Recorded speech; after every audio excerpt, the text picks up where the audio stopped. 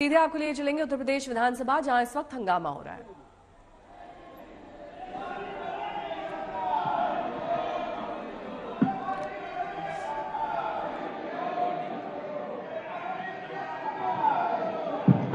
मेरा आपसे निवेदन है, माननीय नेता प्रतिपक्ष, आपने जो सूचना दी है, मैंने उस सूचना को स्वीकार किया है।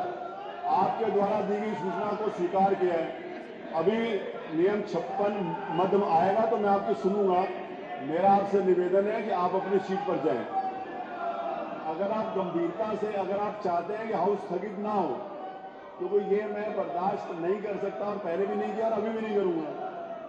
अगर आप चाहते हो कि आगे विधानसभा का आज का सत्र अच्छी तरीके से चले, तो मेरा आपसे निवेदन है कि आप सब लोग अपनी सीट पे चले जाएं। अगर आप अपनी सीट पे जाएंगे तो अच्छी तरीके से हाउस चलेगा, आपकी बात आएगी। आप लोग चलें, प्लीज चलें। आप चलने दो। हाँ, या आप मुझे टेस्ट करने आए थे कि अपना टेस्ट देने आए थे?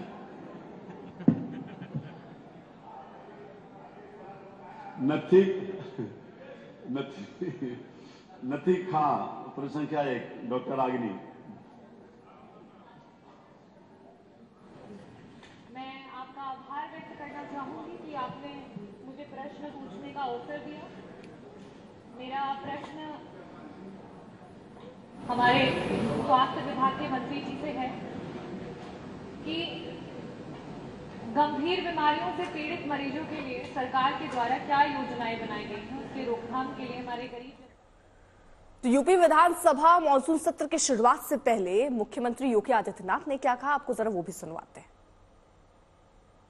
सदन की कार्रवाई सुचारू रूप से चले और उत्तर प्रदेश के इस विकास में सभी माननीय सदस्यों का, वे सत्ता पक्ष हो या विपक्ष हो, सभी का योगदान मिल सके, इसके लिए मैं सभी माननीय जनप्रतिनिधियों का आह्वान करूंगा और खासतौर पर विपक्षी सदस्यों से मैं कहूंगा कि वे जिन भी उन रचनात्मक मुद्दों को लेकर के सदन का ध्यान आकर्षित करना चाहेंगे, प्रदेश के विकास से जुड़ी भी, प्रदेश की जनता जनार्दन से जुड़ी हुई हर समस्या का समाधान करने के लिए सरकार पूरी प्रतिबद्ध है।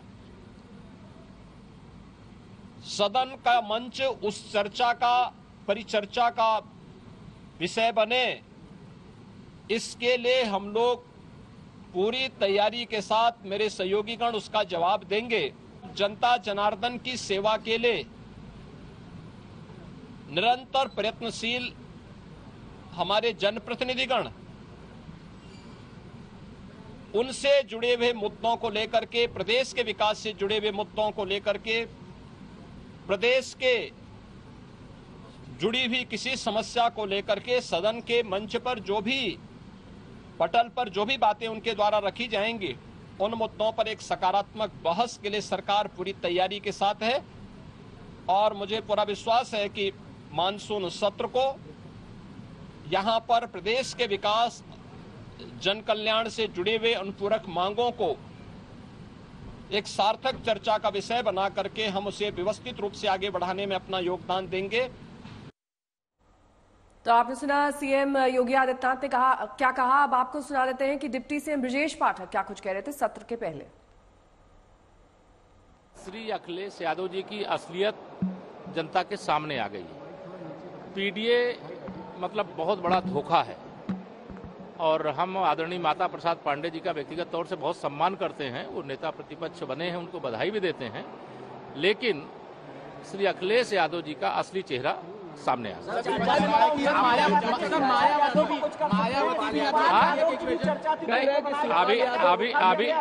अभी जो फीडबैक आ रहे हैं उसमें जो तथाकथित पीडीए के नाम पर गुमराह करके लोकसभा चुनाव में वोट लिए हैं, उस वर्ग से आने वाले नेता बहुत मायूस हैं। बड़े सपने संजोए हुए थे, चाचा भी सपने संजोए हुए थे, और जो वरिष्ठ नेता थे ओबीसी एससी वर्ग के, वह भी बहुत इच्छा मन में लेकर के बैठे हुए थे, लेकिन अखिलेश यादव जी ने पीठ में छुरा भोंक दिया। विधानसभा में प्रदेश की चतुर्मुखी विकास के लिए हम लोग अनुपूरक बजट लाने वाले हैं। विभिन्न विषयों पर चर्चा होगी। हम सभी अपने माननीय विधायकगणों का, माननीय विधान परिषद सदस्यों का हृदय से स्वागत करते हैं, अभिनंदन करते हैं और सबसे अनुरोध करते हैं कि हम सब सकारात्मक राजनीति करते हुए प्रदेश के विकास में सहायक बने।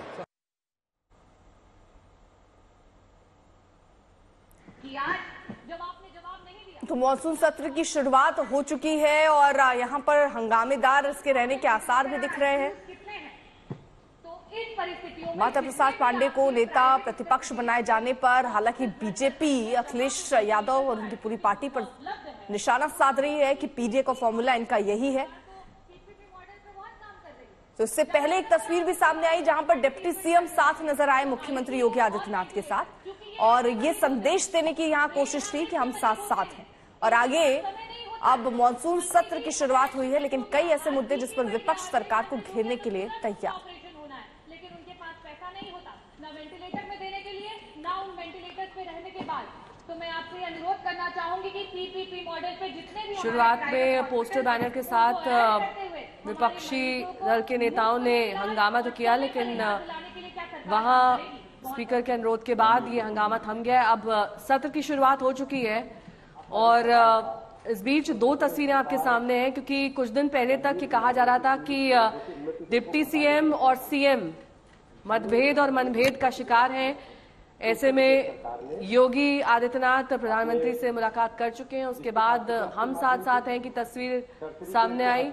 कुमार अभिषेक मेरे सहयोगी जुड़ गए हैं तमाम जानकारी के साथ। कुमार अभिषेक, विधानसभा के हंगामेदार रहने के आसार थे, लेकिन अब एक तरीके से जो तस्वीर दिखाई दे रही है उसमें सत्र की शुरुआत हो चुकी है। ब्रजेश पाठक इस वक्त बोल रहे हैं, लेकिन कुल मिलाकर अगर देखा जाए 5 दिन का ये जो सत्र रहेगा उसमें सबसे ज्यादा कौन सा मुद्दा हावी रहने वाला है? देखिए, 5 दिन का जो सत्र रखा गया है, दरअसल इसमें अनुपूरक बजट होंगे। इसके अलावा जो परीक्षाओं में जिस तरीके से क्वेश्चन पत्र लीक हुए हैं उसे लेकर एक अध्यादेश है, लेकिन बहुत सारे दूसरे मुद्दे हैं जो हावी रहने वाले हैं। मसलन महंगाई का मुद्दा है खास करके, इसके अलावा नौकरियों में आरक्षण का मुद्दा, खास करके आउटसोर्सिंग। विपक्ष इन मुद्दों पर ज्यादा घेरने की कोशिश करने वाला है। इसके अलावा बुलडोजर का मुद्दा और कांवड़ियों का मुद्दा, ये ऐसे मुद्दे हैं जिस पर विपक्ष ज्यादा हमलावर हो रहा है। जबकि मुख्यमंत्री योगी आदित्यनाथ ने भी थोड़ी देर पहले सदन में जाने के पहले प्रेस से बात किया और प्रेस से बात करते हुए मुख्यमंत्री ने ये कहा है कि हर हाल में जो भी सवाल उठाया जाएगा उसका जवाब दिया जाएगा। लेकिन इस बार अनुपूरक बजट है सरकार की तरफ से उपलब्ध है। इसके डायलिसिस की सुविधा हम दे पा रहे हैं। 71 हमारे जिला चिकित्सालय है जहां सिटी स्कैन की सुविधा पहली बार